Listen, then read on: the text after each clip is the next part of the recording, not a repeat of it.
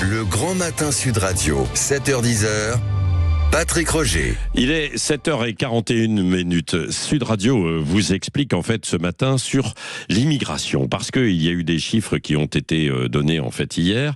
En 2025, l'immigration a atteint un niveau record en France. En tout cas, c'est ce qui est dit. Jamais la France n'a accueilli autant d'étrangers sur son territoire. Nous en parlons avec maître Vanessa Elberg, qui est avocate en droit des étrangers au barreau de Paris. Bonjour. Bonjour. Merci d'être avec nous ce matin. Parce qu'il y a beaucoup de questions en fait autour de ça, hein, sur ces chiffres.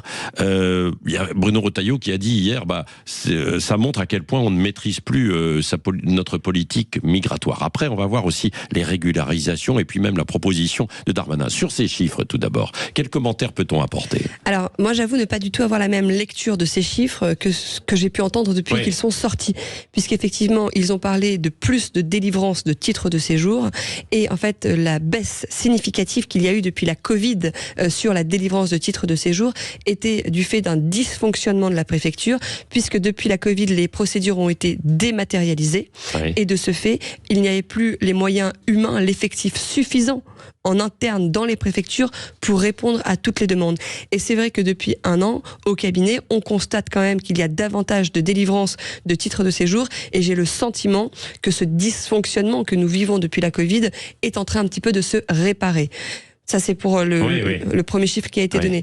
Sur la baisse des régularisations, c'est certain, depuis la circulaire Retailleau de janvier 2025, eh bien, il y a effectivement eu beaucoup moins de régularisations, d'autant que cette circulaire a été appliquée de façon rétroactive aux dossiers de demande de titres de séjour qui ont été déposés avant cette circulaire. Et donc, de fait, effectivement, maintenant, les étrangers qui, avant, pouvaient être régularisés après 3 ans de présence en France, ne peuvent l'être désormais qu'après 7 ans de présence en France. Oui, c'est ça. Alors, comment ça a été il y a quelques conditions qui ont durci, justement, la possibilité d'avoir ces titres et cette régularisation. Hein. Tout à fait, effectivement. Alors, les conditions qui ont durci, c'est notamment la principale, celle que je viens de vous mentionner, c'est le temps de présence en France, et surtout la nécessité de prouver ce temps de présence en France. C'est-à-dire que quand on a des clandestins qui arrivent par la mer ou qui arrivent avec un visa Schengen d'un autre pays, il est parfois difficile pour eux d'attester de ce temps de présence en France. Et ensuite, effectivement, il y a d'autres éléments comme l'assimilation. C'est pour ça que les étrangers doivent quand même pouvoir, l'assimilation et l'intégration surtout.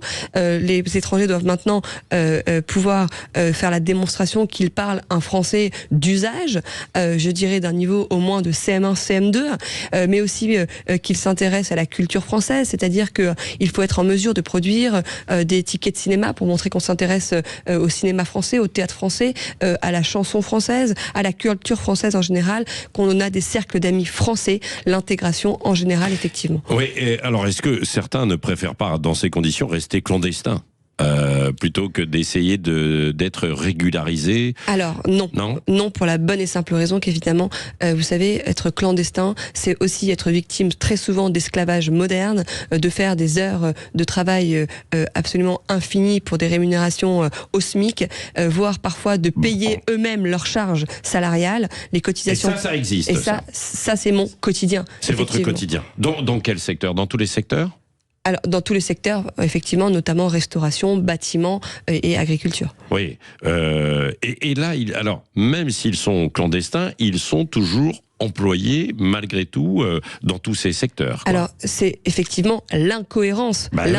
Qui a été gravée dans la loi, avec la loi immigration, qui permet désormais la régularisation des travailleurs dans les domaines en tension, puisque constitue une infraction pénale d'embaucher un salarié sans papier, mais pour pouvoir le régulariser, l'État, la préfecture, exige qu'il soit déclaré et qu'il soit en mesure de produire des bulletins de paie. Dans ces secteurs en tension, je sais pas moi, chez les boulangers par exemple. Alors attention, boulanger, pour être précise, les secteurs en tension, ça dépend des régions et surtout, boulanger, c'est pas un domaine en tension. Cuisinier, c'est un domaine en tension. Oui, alors boulanger, ça dépend des endroits, mais de plus en plus. Hein. Ça dépend des endroits, vous avez raison.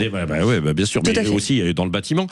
Dans ces conditions, la procédure est accélérée, quoi. quoi. Et est-ce qu'ils ont besoin de maîtriser le français de la même manière? Alors, on leur demande quand même, effectivement, de prouver, de communiquer des preuves d'intégration. Effectivement, les chefs de service, qu'on appelle admission exceptionnelle au séjour, demandent quand même, effectivement, des preuves d'intégration.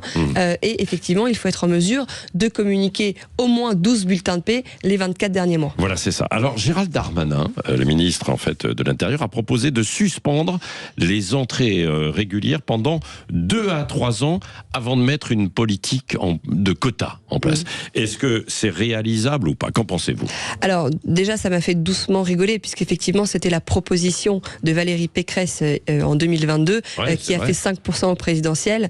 Et je n'ai rien contre notre ministre Darmanin, mais j'avoue qu'il aurait pu faire preuve d'un petit peu plus d'imagination. Une idée, si oui, mais c'est une idée qui a quand même été recyclée plusieurs fois. Et de toute façon... logistiquement parlant, j'ai envie de dire, et juridiquement parlant, cette mesure est, comme très souvent, comme toutes les mesures depuis 1 an et demi proposées entre Darmanin et Retailleau, absolument irréalisable. Puisqu'effectivement, parce que, en fait, il faut avoir conscience que le droit des étrangers... Suspendre, c'est ça en fait, sur la suspension de l'immigration. Parce qu'il y a effectivement des titres de séjour qui sont de droit. À partir du moment où il y a des titres de séjour qui sont de droit, qui sont prévus par la loi, je ne vois pas comment, à part faire voter une autre loi immigration, et je pense qu'elle a fait suffisamment débat et qu'elle a duré suffisamment de temps, qui ne sont pas sur le point de faire une autre loi immigration, effectivement, cette mesure serait juridiquement irréalisable. Il s'agit encore d'une communication, de marketing de notre ministre Darmanin, j'imagine, qui a des prétentions pour 2027. La politique des quotas, c'est possible, quoi. Tout à fait, la politique des quotas, effectivement, puisqu'ici on parle d'immigration régulière, attention. Donc effectivement, on pourrait tout à fait venir fixer par quota le nombre de délivrances de visas et de titres de séjour, que ce soit pour le regroupement familial, mais aussi pour le travail. Merci beaucoup, maître Vanessa Hedberg, pour toutes ces précisions. Je rappelle que vous êtes avocat en droit des étrangers au barreau de Paris. Et je pense qu'on y reviendra, et vous reviendrez plus longuement dans nos émissions, évidemment, pour en parler, parce que c'est particulièrement, effectivement, important. Merci.